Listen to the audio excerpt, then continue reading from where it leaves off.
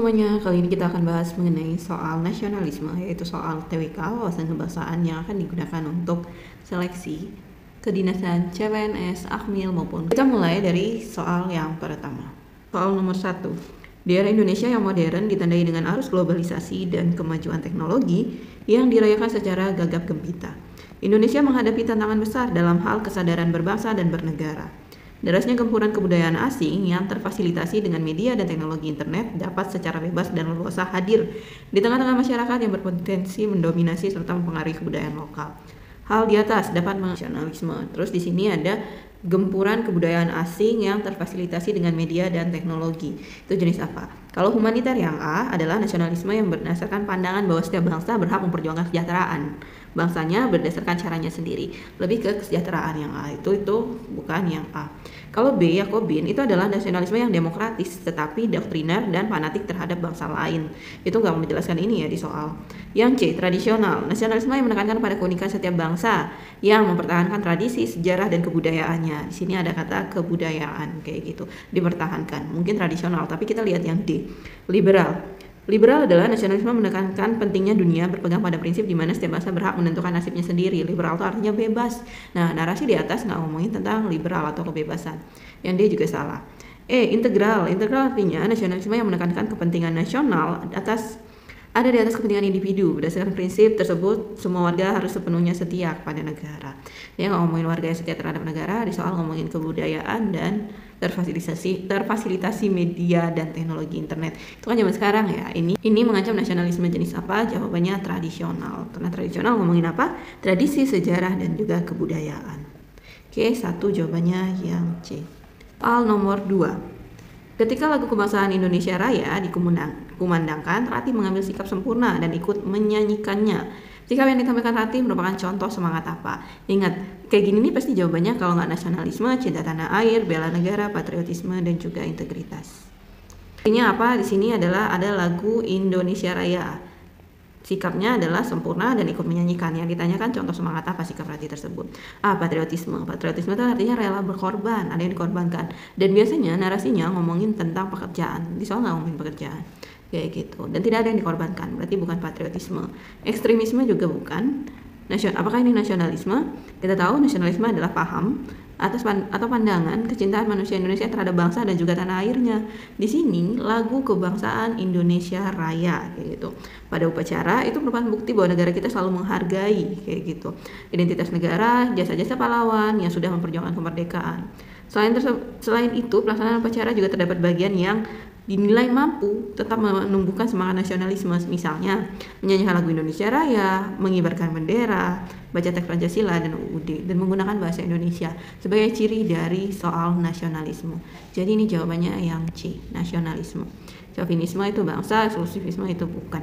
Jadi jawabannya yang benar yang C. Kita ke soal nomor 3. Nasionalisme sangat berpengaruh terhadap kehidupan berbangsa dan bernegara karena merupakan wujud kecintaan dan kehormatan terhadap bangsa sendiri. Namun, terdapat sejumlah faktor yang dapat merenggangkan rasa nasionalisme bangsa Indonesia tersebut. Pertanyaannya, berikut ini yang bukan merupakan faktor perenggang rasa nasionalisme bangsa Indonesia adalah yang mana? Yang bukan. Jadi ada penguat dan juga faktor perenggang. Kita bisa lihat di sini. Yang A, masyarakat yang majemuk. Majemuk itu artinya kita itu masyarakatnya berbeda-beda, banyak suku, banyak etnis, itu majemuk. Majemuk itu artinya lebih dari satu. Ini termasuk perenggang karena yang ditanya yang bukan. B, rasa primordialisme yang tinggi itu juga termasuk perenggang ya. Munculnya sikap chauvinisme, kamu bangga tuh sama bangsa kamu, tapi kamu merendahkan bangsa lain, itu chauvinisme, itu perenggang. Atau cari aja yang negatif di sini. D, konflik antar etnis atau suku, ini juga negatif ya, ini adalah perenggang. E, perbedaan budaya dan bahasa, ini apakah perenggang atau penguat? Jawabannya ini adalah penguat. Kenapa? Karena adanya budaya yang banyak, adanya bahasa yang banyak sebagai bahasa pergaulan dan dipersatukan oleh bahasa Indonesia yang masuk ke identitas negara, itu merupakan penguat nasionalisme. Jadi jawabannya yang E. Ada pembahasannya, ada faktor perenggang nasionalisme, ada 1, masyarakat yang majemuk, 2, rasa primordialisme yang tinggi, 3, munculnya sikap chauvinisme, 4, konflik antara etnis, suku dan golongan, dan 5, pembatasan hak warga negara. Sedangkan faktor penguat adanya persamaan nasib, adanya persamaan cita-cita dan tujuan, adanya budaya dan bahasa, ini masuk yang E ya. Ini masuk yang ketiga, budaya dan bahasa, ada lagu kebangsaan, jadi jawabannya yang E. salah satu konsekuensi masyarakat multikultural adalah nasionalisme. Banyak budaya adalah nasionalisme. Hal tersebut sesuai dengan pernyataan di bawah ini.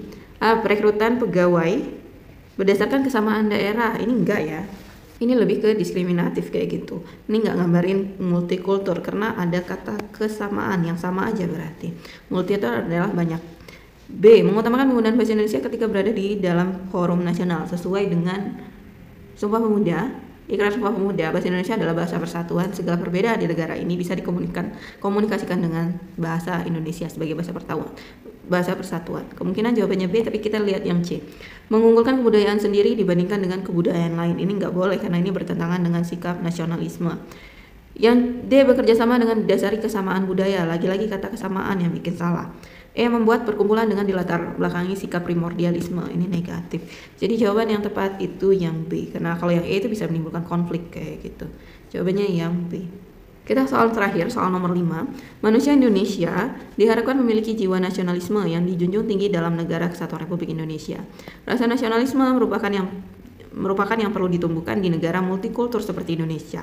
Perbedaan suku, bangsa, hal, budaya, ras, dan agama merupakan masalah sosial yang harus dipecahkan oleh bangsa Indonesia. Karena itulah diharapkan terciptanya paham nasionalisme di dalam diri masyarakat Indonesia. Pertanyaannya, di bawah ini yang bukan merupakan perilaku jiwa nasionalisme. Nah, yang bukan itu yang mana? Ini adalah dari definisi nasionalisme.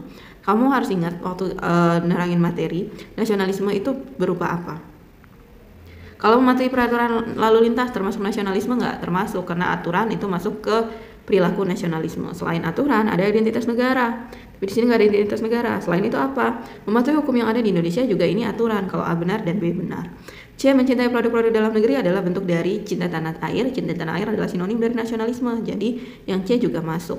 D, menciptakan disintegrasi bangsa. Apa sih disintegrasi? Disintegrasi itu artinya perpecahan. Itu bertentangan dengan jiwa nasionalisme yang justru mengutamakan persatuan. Kalau integrasi aja itu persatuan, tapi ada kata dis di sini, berarti ini perpecahan. Atau menciptakan hasil karya, ini termasuk cinta tanah air atau sinonim dari nasionalisme. Jadi soal nomor 5 itu jawabannya yang D, menciptakan disintegrasi bangsa. Lagian ini bukan materi nasionalisme ya. Disintegrasi itu materi dari bela negara. Jadi jawabannya D.